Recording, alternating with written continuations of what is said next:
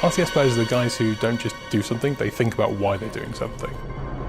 When you watch an intense chess match and you're seeing a battle of the minds, a battle of tactics that isn't even just on the board, it's 5 moves ahead, 10, 20 moves ahead.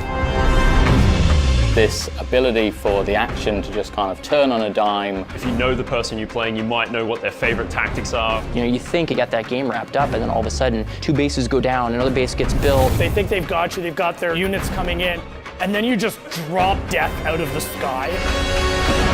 Do you build for long-range siege? Do you go air? Do you go heavy guns? What's my enemy doing? How am I going to counter-react to that? Time's ticking down, the score's ticking up. I've taken on board what you've thrown at me. Now I'm going to dismantle that.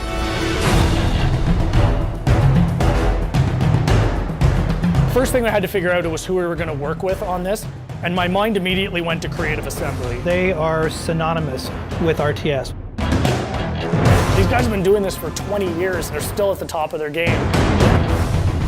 We wanted to make this feel like a game that was very much a sequel to the original. We already have a wonderful RTS, and we're trying to build on top of that. What we really wanted to do was add layers of depth so that a wide range of players could have a fantastic time. Bring those players in and go, actually, it's not really that complicated.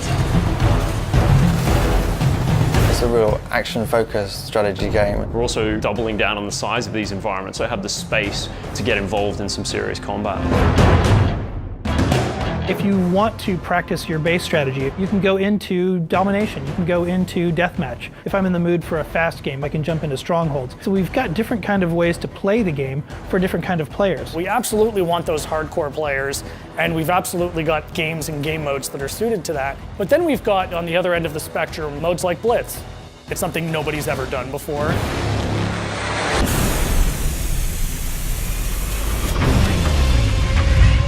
Blitz is a whole new way to play RTS. We're really excited about Blitz. It really changes the way people will look at RTS games.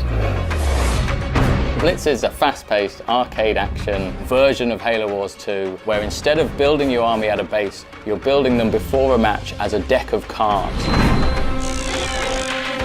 And you fight by deploying cards from your hand into the battlefield in real time.